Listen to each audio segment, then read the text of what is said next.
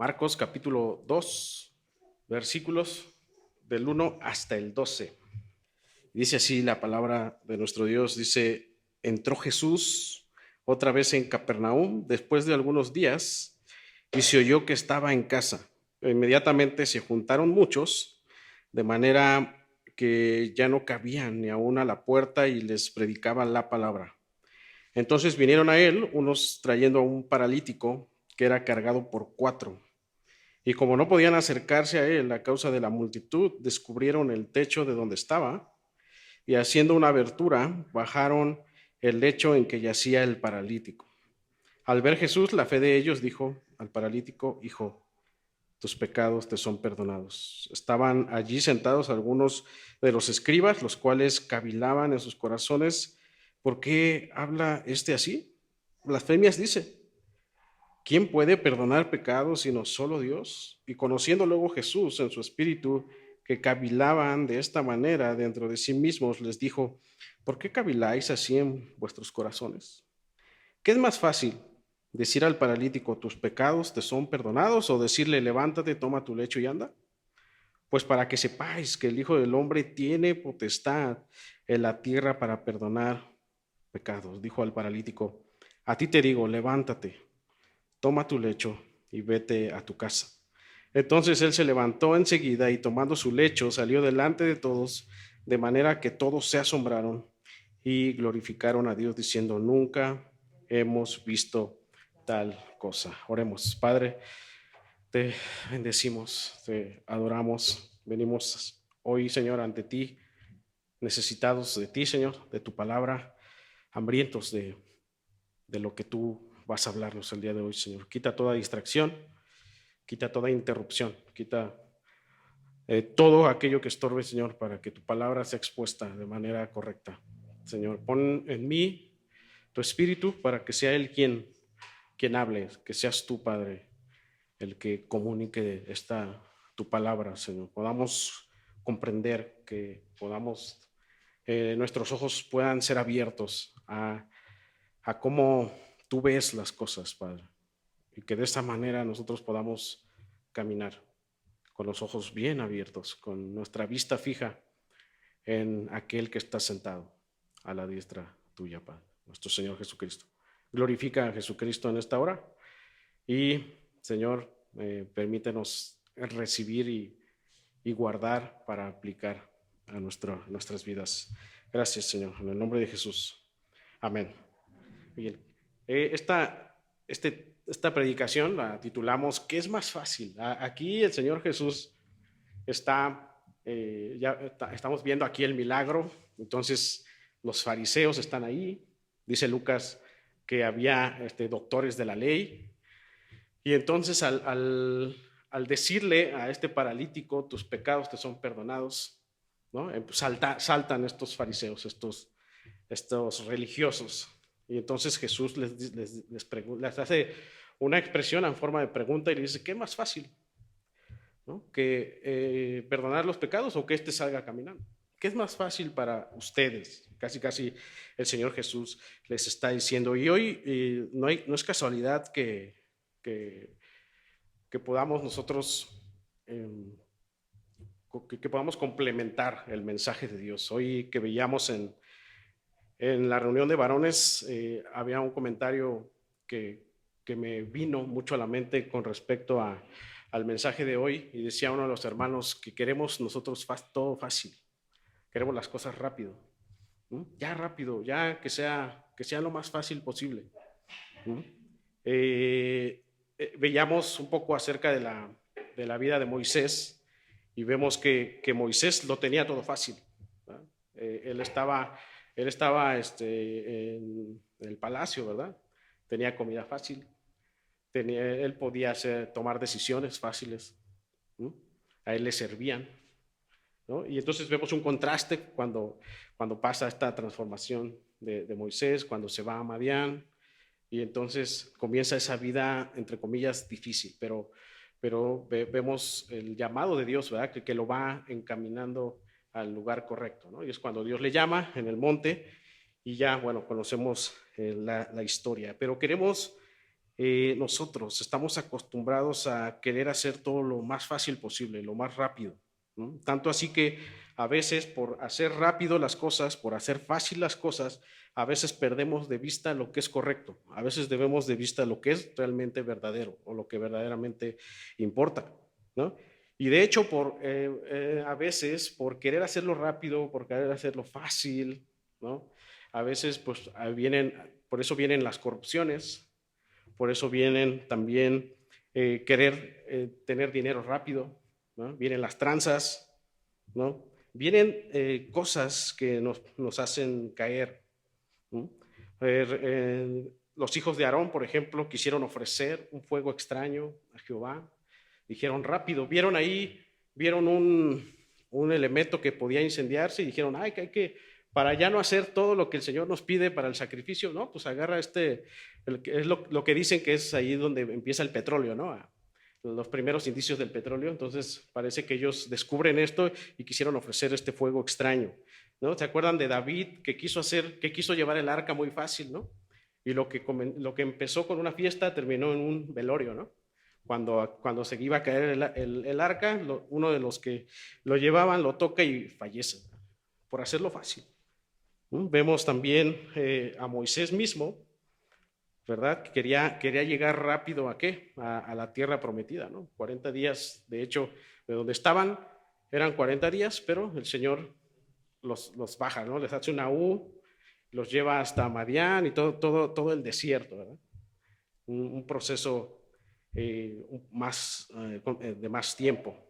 Entonces, no es qué tan fácil y rápido podamos hacer nosotros las cosas, hermanos, sino que qué es lo bueno y qué es lo mejor para Dios. ¿No? Y esto tiene que ver entonces con las preguntas que voy a hacer enseguida. ¿Cuáles son ahora tus prioridades y tus objetivos personales como cristianos? ¿Cuáles son tus prioridades y cuáles son tus objetivos que tienes ahorita como cristiano, como hijo de Dios? ¿Qué prioridades y objetivos tú tienes? ¿Qué prioridades y objetivos tiene la iglesia? Nuestras respuestas a esto van a determinar, hermanos, en quién estamos confiando. Van a determinar en quién tenemos como autoridad. ¿No? ¿Cuáles eran las prioridades de nuestro Señor Jesucristo? Todo capítulo 1. Yo no veo a Jesús tener una agenda, decir voy a hacer esto, esto, ¿no? Buscar a su Padre. Se levantaba muy de mañana y buscaba, esa era la prioridad, ¿no? Y el objetivo principal de Jesús, él mismo lo ha dicho, que era predicar el evangelio, enseñar, ¿no? Buscar a su Padre y enseñar. Y entonces después de eso, ¿qué hacía él? Servía. Después de eso sanaba, después de eso sacaba endemoniados. ¿Qué hubiera sido más fácil para Jesús? ¿No? Pues totalmente ya salvo a todos, sano a todos y ya todos felices y contentos, ¿verdad? ¿Qué hubiera sido fácil para Jesús? Aprovecharse de su deidad, aprovecharse del poder que él traía y decir, bueno, ya, ahí está todo. Pero no era así, ¿no? Aunque Jesús pudo hacerlo fácil todo, él sabía que lo bueno y lo mejor era hacer la voluntad de su Padre. No importa cuánto tiempo, no importa cómo iba a ser. De hecho, previo a su muerte, ¿verdad? Dice, no se haga como yo quiera, sino hágase tu voluntad. ¿Eh? Entonces, Marcos quiere mostrarnos en este milagro de este paralítico los objetivos y las prioridades de Jesús. Y que de esta manera nosotros podamos entender qué es lo primordial, cuál es el objetivo al cual nosotros vamos, ¿no? Déjame entrar un poquito en contexto. Jesús está principiando su ministerio. Él se ha bautizado, ha sido tentado por Satanás, llamó a 4 de sus discípulos, empieza a predicar el evangelio a diferentes lugares, comienza a hacer milagros, ¿verdad? La pesca milagrosa, vemos sacar demonios, vemos que él curó la fiebre de la suegra de Pedro, ¿no? Hemos visto también curar a un hombre con lepra, sanar a multitudes que venían a él. Y entonces Marcos aquí en este pasaje va a continuar con estos hechos milagrosos, para seguir con esa misma línea de mostrar a Jesús como el siervo, pero además en esa misma línea de mostrar sus prioridades y de mostrar los objetivos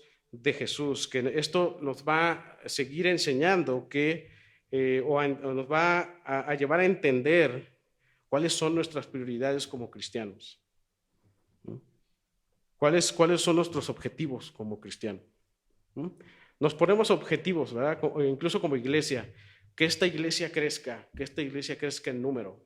Está bien, puede ser parte de, pero creo que la prioridad es primero que nos metamos a su palabra, que Cristo crezca en nosotros primero, para que entonces Cristo es el que vaya agregando, vaya poniendo a cada quien en su lugar correcto. Queremos hacer actividades de acá, actividades allá. Estamos enfocados en el hacer, ¿verdad? Pero la prioridad es ser. La prioridad es meterme en la palabra de Dios. Dios, vamos a ver aquí que el Señor Jesús, la prioridad es, ¿por qué? ¿Qué le dice primero a este paralítico? Tus pecados son perdonados. Y después lo levanta, ¿verdad? ¿Cuál es la prioridad de Jesús primero? Sanar aquí adentro. Y después es un plus sanar de una manera exterior. Entonces, dicho esto, a manera de introducción, quiero que nosotros entremos al texto, que pongamos mucha atención, vayamos al versículo 1, versículo 2, dice así la palabra: entró Jesús otra vez en Capernaum después de algunos días y se oyó que estaba en casa. E inmediatamente se juntaron muchos, de manera que ya no cabían ni aún a la puerta, y, me encanta esto, y les predicaba la palabra. Vean esta prioridad de Jesús, ¿verdad? No dice y les sanaba, no dice y hacía cosas, sino y les predicaba la palabra. Vean aquí el objetivo principal de Jesús, ¿no? Marcos nos ha dicho en el 1:28, ¿no?, que después de este rescate del endemoniado, que él predicaba la palabra, ¿no? Entonces, también nos dice 1:28 que su fama se extendió por toda la región, no solamente por Galilea, no solamente por esas regiones de Genezaret, sino ya en Judea, en Jerusalén, ya se hablaba de Jesús. Entonces, Jesús en este punto continúa en esta ciudad de Capernaum. Quizá está ahorita ubicado en la casa de uno de los discípulos. No se sabe a ciencia cierta, pero es probable que esté en una casa de estos discípulos, puesto que los discípulos estos primeros 4 discípulos eran de Capernaum.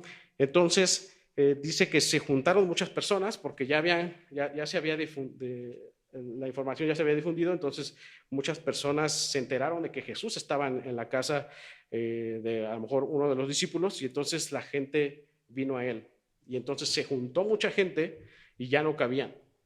Ya era una multitud ahí en ese lugar.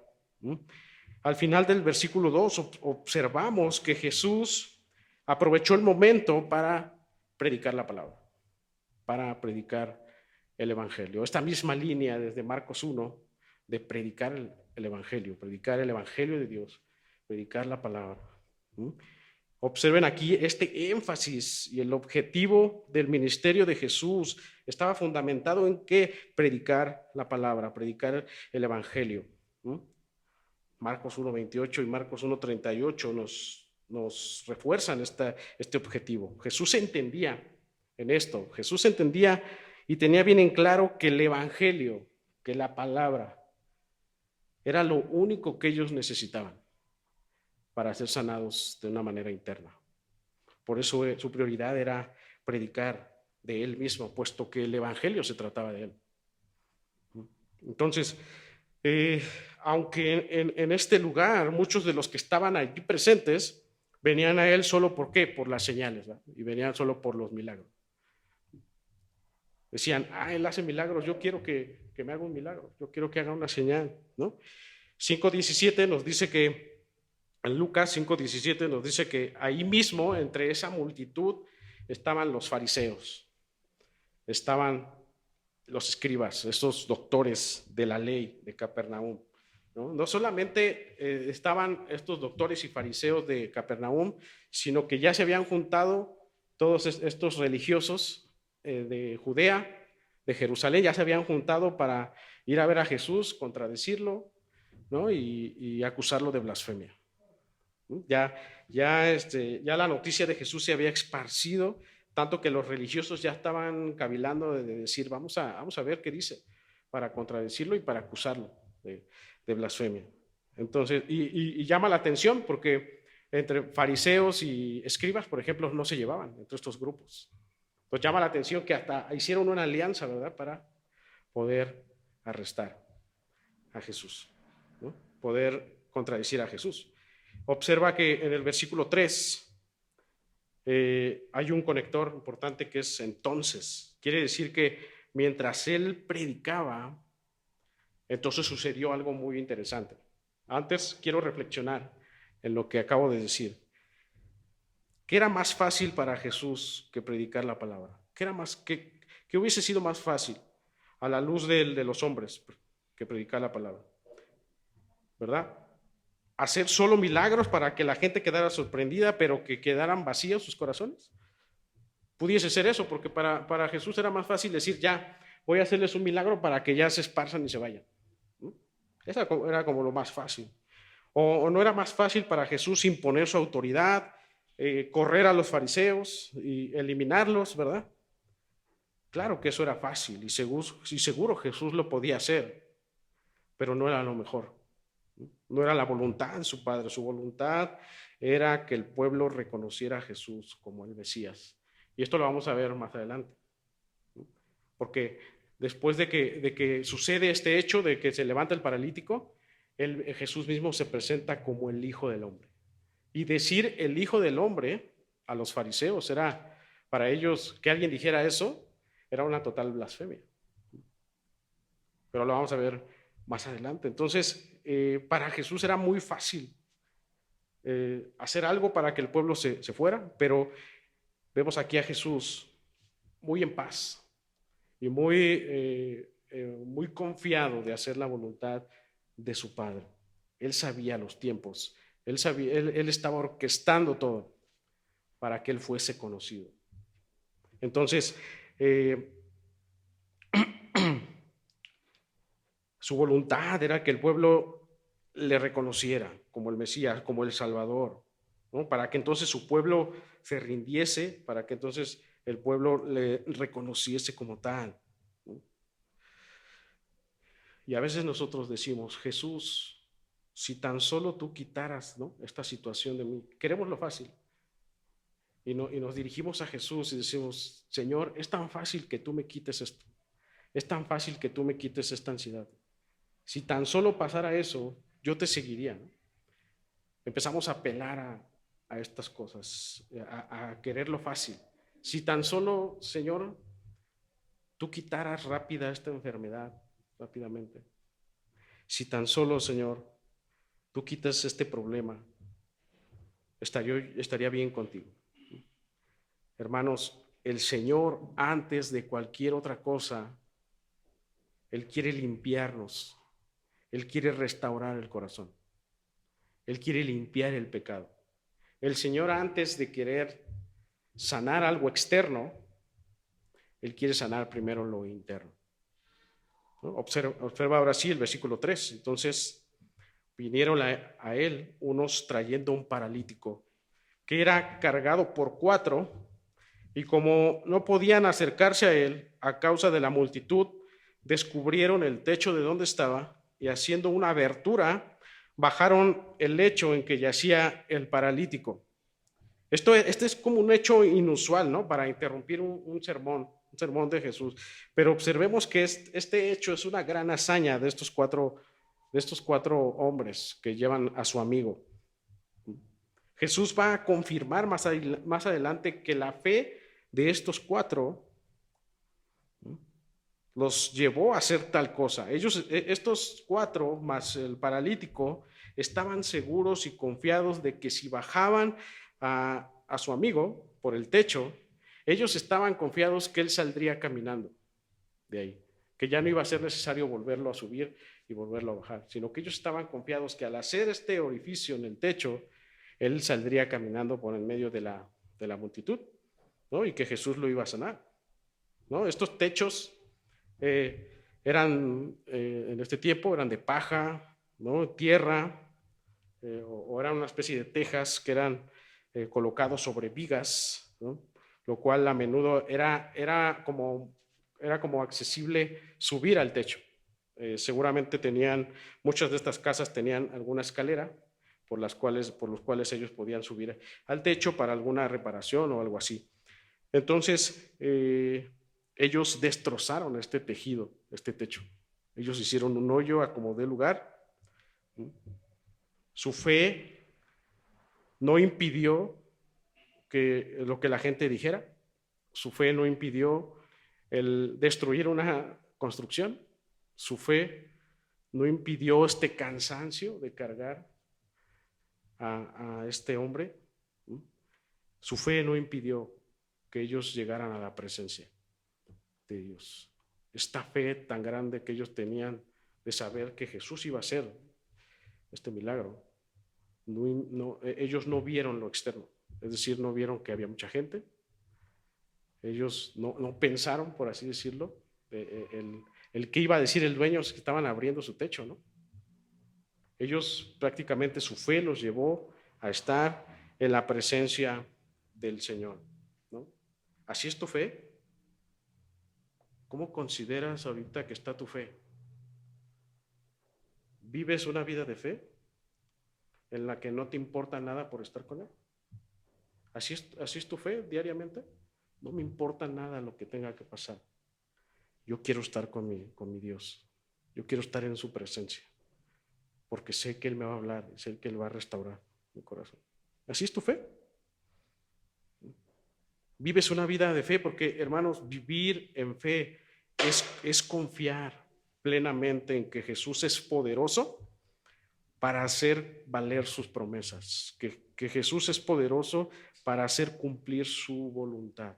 Eso es vivir en fe, vivir confiado en que sus promesas van a ser hechas, sus promesas en su palabra van a ser hechas y que su voluntad es buena, agradable y perfecta. Y entonces, al tú considerar eso, entonces no te importa nada, pero tú quieres estar en la presencia de Él. Eso es vivir en fe. Moisés estaba, ¿te acuerdas cuando sale Moisés de Egipto? Él estaba acorralado, estaba en un valle acorralado cerca del Mar Rojo, ¿eh? Y entonces ya no había escapatoria. Y entonces los egipcios empezaron a decir, ya ves, Moisés, estábamos mejor en Egipto. Ahorita ya vienen los egipcios y nos van a matar. Y Moisés, un poco tenso, tenso, les dice, esperen. Yo no sé cómo le va a hacer Dios, pero Dios, si su voluntad es que Él nos va a sacar para llevarnos a una tierra mejor, Él lo va a hacer. Eso es fe. Y entonces se abren los mares y pasa el pueblo de Israel. ¿Así es tu fe? Yo no sé cómo va a pasar, pero yo confío en sus promesas, pero yo confío en su voluntad y voy a permanecer en esa voluntad. Allí Abraham sabía que el Señor iba a obrar bien, para bien mientras llevaba a Isaac al sacrificio, pues esa era su voluntad, ¿no? Hermanos, la fe tiene como objetivo llegar a la presencia de Dios. La fe tiene como objetivo llegar a la presencia de Cristo, para que entonces, estando en su presencia, Él pueda obrar, Él pueda hacer valer sus promesas, hacer valer su preciosa voluntad, ¿no? ¿Es tu fe, esta fe que tú tienes, te lleva todos los días a su presencia? ¿Haces hasta lo imposible para estar con Él, para llegar a Él? ¿Te paras temprano para buscarle? ¿Te apartas para buscarle? ¿Cancelas todo lo que tengas que cancelar para estar en su presencia? ¿Haces todo lo posible por estar con Él? Eso es fe. Eso es fe. Hace algunos años tuve la oportunidad de casar a unos tíos. Bueno, me pidieron que pudiera yo llevar el culto de casamiento. Y entonces yo les dije, vamos a tener unas pláticas prematrimoniales. Ellos iban a renovar sus votos después de, creo que 50 años de casados. 30, ¿verdad? 30 años de casados. Entonces, ellos nunca se habían casado por la iglesia, ellos se casaron por el civil. Entonces yo les dije, bueno, pues vamos a tener unas pláticas previas para que ustedes puedan conocer qué es el matrimonio, qué propósito tiene, ¿no? Y en esas pláticas tuvimos como unas 4 o 5 pláticas. Sus hijas, tiene 2 hijas, tengo 2 primas,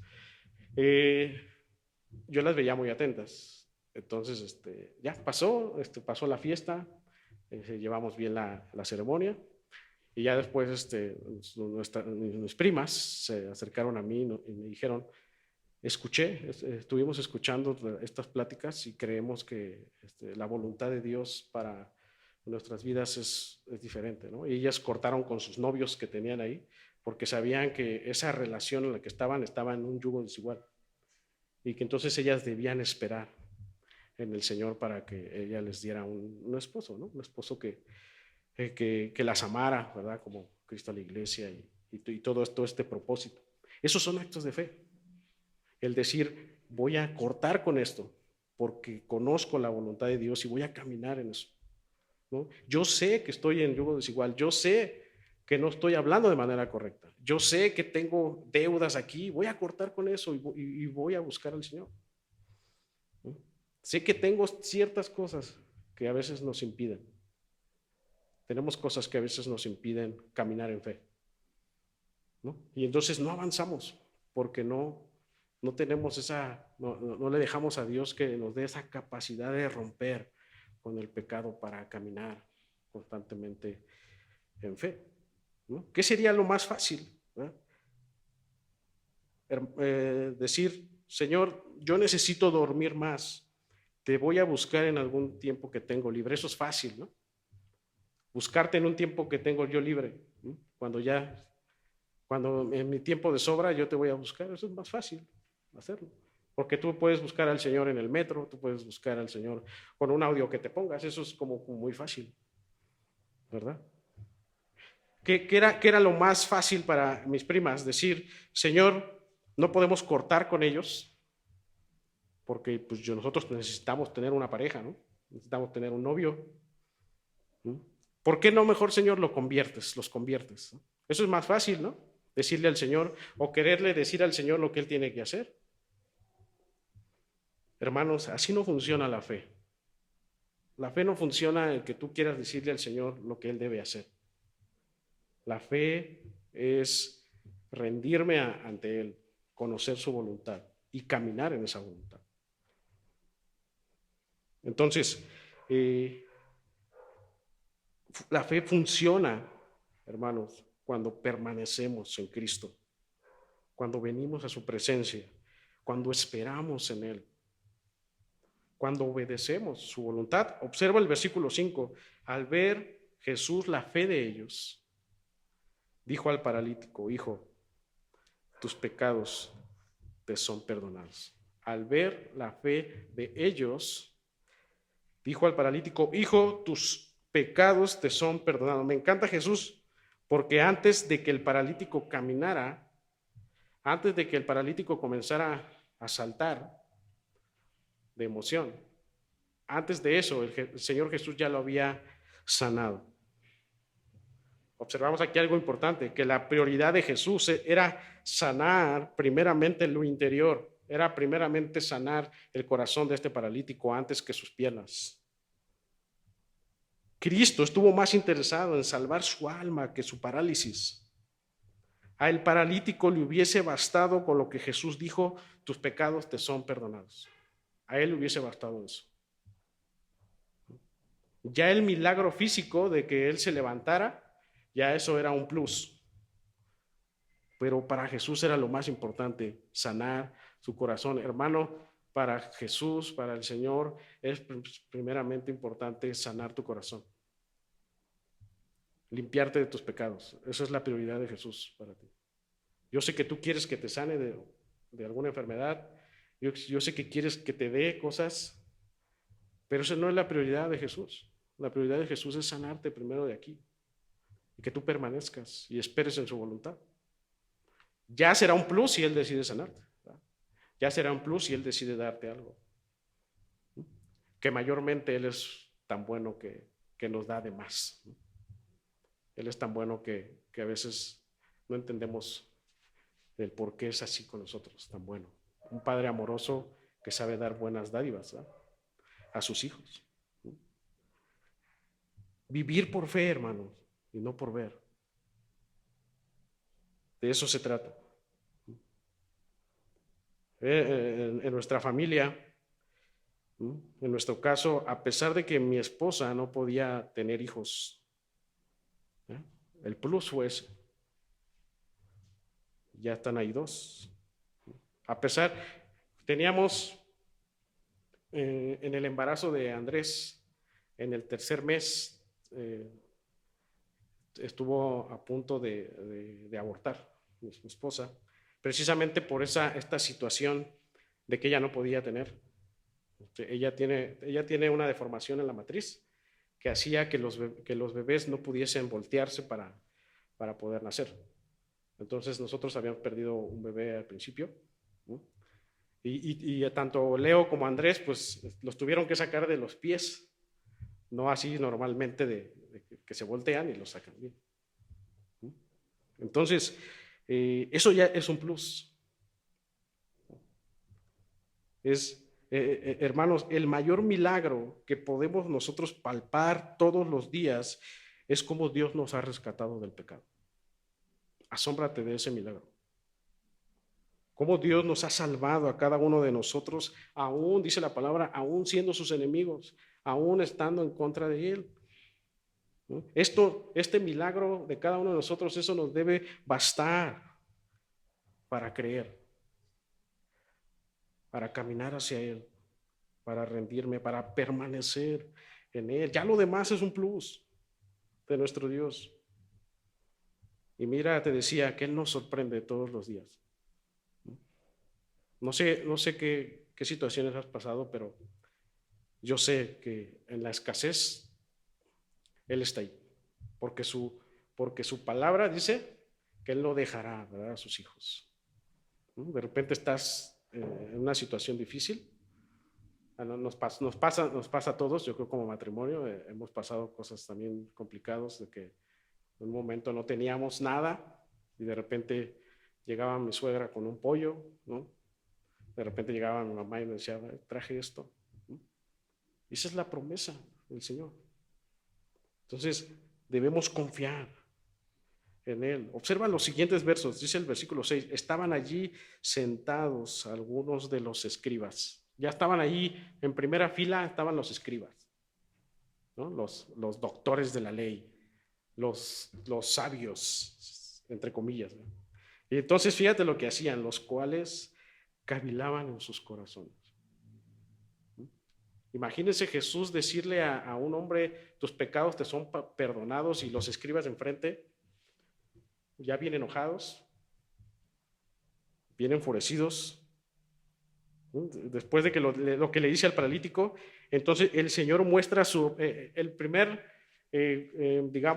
choque con los escribas, es que Jesús sabía lo que ellos estaban pensando, lo que ellos cavilaban en sus corazones. Y Jesús se los hace saber, porque les va a hacer pregunta, ¿qué cavilan ustedes?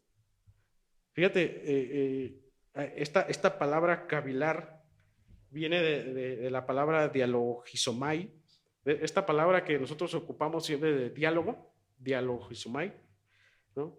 Significa que ellos estaban dialogando entre sí, pero un dialogar en disputa, un dialogar, estaban discutiendo entre sí.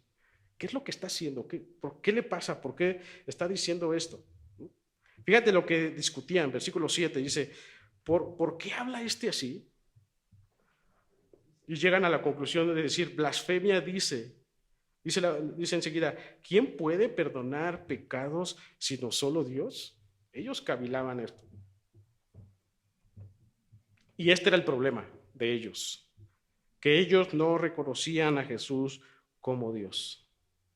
Y si tú no reconoces a Jesús como Dios, entonces ellos iban a decir que todo lo que Jesús decía era blasfemia.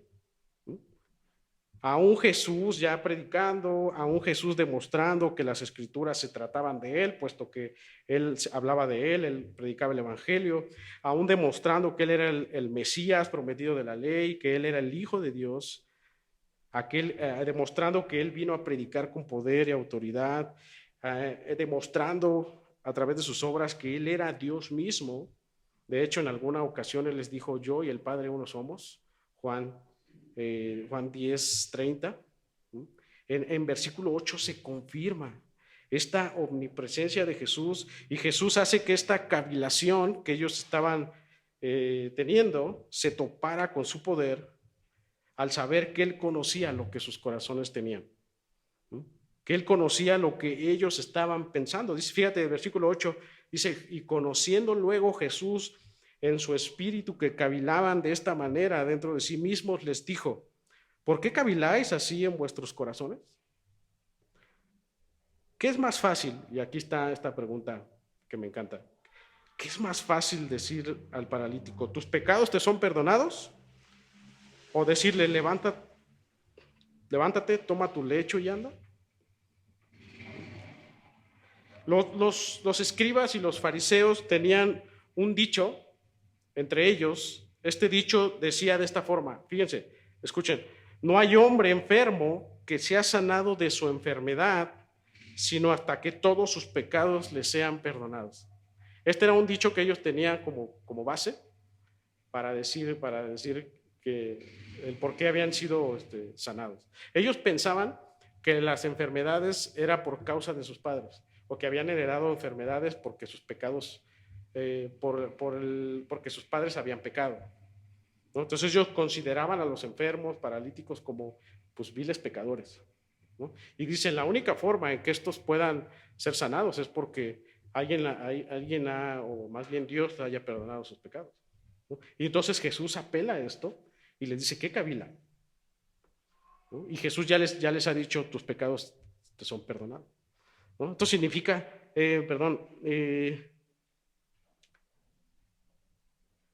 por eso Jesús les dice que es más fácil. ¿Qué es más fácil hacer?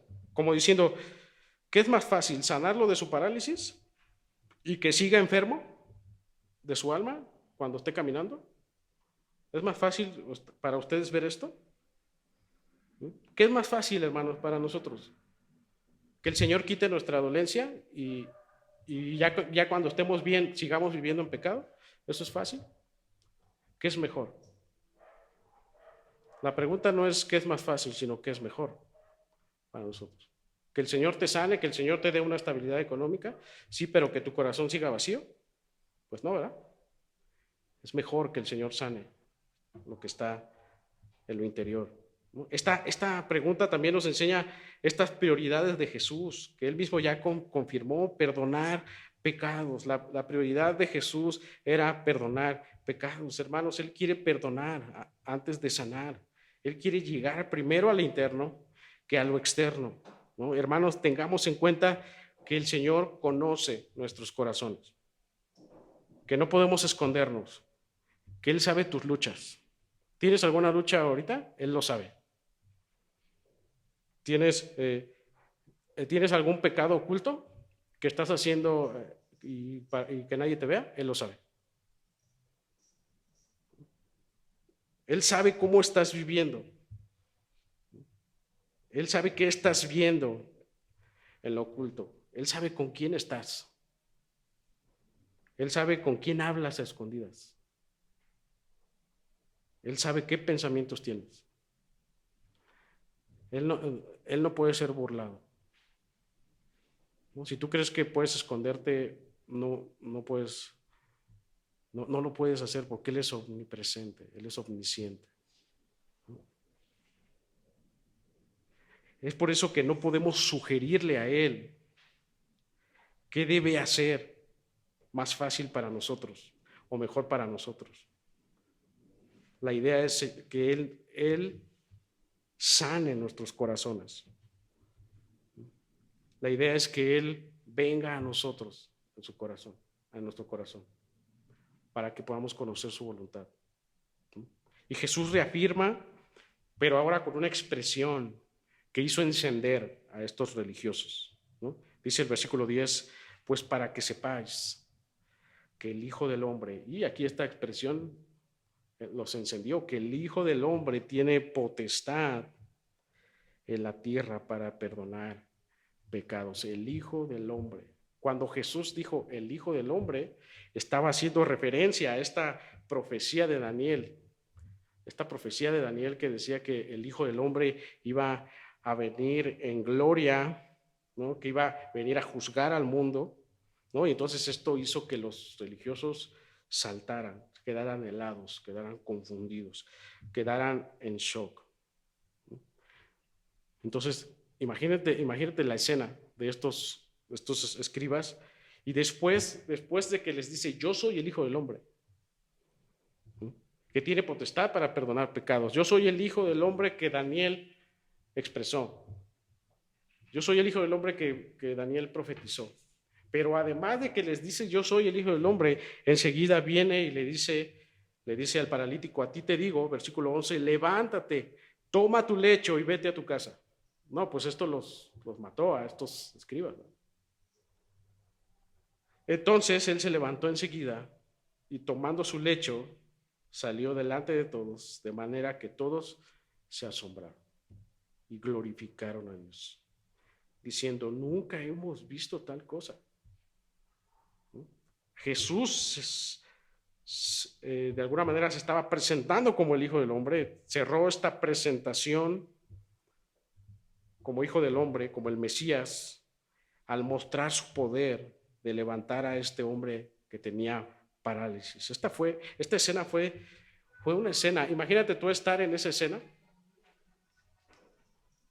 Esta escena, el estar en este lugar, era una escena o era un lugar de mucha tensión. Todos escuchando a Jesús, ¿no? Los escribas bien tensos de lo que Jesús estaba diciendo, de lo que Jesús estaba haciendo. ¿Te imaginas la cara del dueño de la casa? Mi techo, híjole, ¿verdad? ¿Cómo lo va a reparar? ¿No? ¿Te imaginas los de la multitud tensos porque Jesús está hablándole también a los escribas? ¿No? ¿Te imaginas la tensión de estos 4 que llevaban cargando, que estaban cansados ya y estaban en el techo esperando que iba a suceder? El paralítico así bien tenso de saber qué está pasando aquí, cómo mis pecados son perdonados. O sea, había una tensión muy fuerte ahí. Pero esta tensión contrastada con Jesús estaba en paz. Jesús estaba tranquilo. Jesús estaba confiado. Había una paz perfecta en Jesús, debido a que él estaba confiado en que su Padre estaba con él. Y eso es lo que hace la fe. Cuando tú vives en fe, estás en paz. Cuando no hay fe, hay tensión, hay preocupación. ¿Qué voy a comer mañana? ¿Qué va a pasar? ¿Qué va a pasar mañana? ¿Te imaginas si hubiese fallado este milagro? ¿Qué hubiera pasado si hubiese fallado este milagro? La multitud se hubiese ido. Dijeron, para esto estoy aquí, ¿no? Los escribas se hubiesen reído de Jesús. Dices que eres el Hijo del Hombre y fallaste, ¿no? El cansancio de los 4 es, para esto me cansé, para que no pasara nada. ¿No? Para el dueño de la casa, híjole, pues, tanto show y ahora tengo que reparar, pues todo un techo. ¿No? Todo, pero él no falló. No falló porque él era Dios. Y porque todo lo que él necesitaba para sanar a este hombre era su palabra de poder. Y esto es lo que nos basta, hermanos, su palabra. Porque en su palabra hay sanidad, en su palabra hay promesas, en ellas hay salvación, en su palabra hay poder, en su palabra hay autoridad. Por eso es que lo único que necesitamos para tener fe es su palabra, es acercarnos a Él en fe. ¿Vives tenso por no saber qué va a pasar? ¿Hay tensión en tu vida? ¿Hay mucha tensión? ¿Hay mucha preocupación? Descansa en Cristo. Es lo que nos quiere decir Marcos. Descansen en Cristo. Vive en fe. Vive en paz. Vive en fe. Confía en que Él siempre va a obrar para bien, bajo su voluntad, bajo su promesa. Quizá sus respuestas no sean las que tú quieres, pero siempre sus respuestas son mejores. Siempre sus respuestas, siempre su voluntad es buena, es agradable y es perfecta. ¿Por qué te tensas? ¿Por qué estás afanado? ¿Estás esperando algunos estudios para decirte una enfermedad? Confía en el Señor. Sigue permaneciendo más. ¿Estás esperando, como yo ahorita, una operación? Confía en el Señor. Es lo único que me queda, confiar en el Señor. Yo sé que a Leo le van a parar su corazón y que a él lo van a sedar completamente. Y yo sé y digo, Señor, tu voluntad, nuevamente, permanezco en ti. Te busco en fe, camino en fe en ti. ¿Tienes alguna enfermedad? Vive en fe, pero permanece en Él, permanece en Cristo. Vive en fe, resulte lo que resulte para el Señor. Eso es lo correcto, eso es lo verdadero. Y me encanta el resultado, porque después de que Jesús hace este milagro, la respuesta a esto es que ellos glorificaron a Dios. Vivir en paz, vivir en fe. La respuesta de vivir en paz y vivir en fe es glorificar a Dios en todo y por todo. Nunca hemos visto tal cosa. Cuando te das cuenta que Dios obra de una manera impresionante, es decir, Señor, nunca he visto tal cosa. Yo te glorifico. No entiendo cosas, Señor, pero yo te glorifico. No entiendo qué es lo que está pasando. No entiendo por qué son así estas cosas o por qué tienen que suceder así. Pero yo confío en ti. Pero, Señor, yo estoy en paz porque sé que lo que va a pasar es tu voluntad y que es lo mejor para mí. La pregunta, hermanos, no es qué es más fácil hacer. La pregunta es qué es mejor. Hay una frase que escuché en un discipulado en alguna vez que dice, a veces lo bueno es enemigo de lo mejor. A veces lo bueno es enemigo de lo mejor. Es bueno ir los domingos a estar con la familia y dejar ir a la iglesia, eso es bueno, ¿eh? Estar con la familia, pero ¿qué es mejor? Es bueno leer otros libros, es bueno leer otras cosas, pues bueno, pero ¿qué es mejor? Entonces a veces lo bueno es enemigo de lo mejor. Y lo mejor, hermanos, es Cristo, nuestro Señor Jesucristo. Vamos a orar. Padre, te bendecimos, te adoramos. Gracias por tu palabra, gracias por animarnos, por permitirnos ver que tu prioridad es sanar lo interno, que tu prioridad es sanar corazones. Más allá de que tú puedas hacer todo, porque puesto que tú eres poderoso, puesto que tú puedes hacer con tu creación lo que te place, porque es tu creación, Señor, nosotros estamos asombrados de lo que tú haces en nuestro ser, en nuestra alma. Señor, permítenos entender a cada uno de nosotros, Padre, que lo importante primero es ser transformados, que lo importante primero es permanecer, es ser, es confiar, es caminar en fe, es tener la convicción de que tú estás ahí, de que tú estás obrando. Aunque a veces no tengamos claro las cosas, aunque a veces no entendamos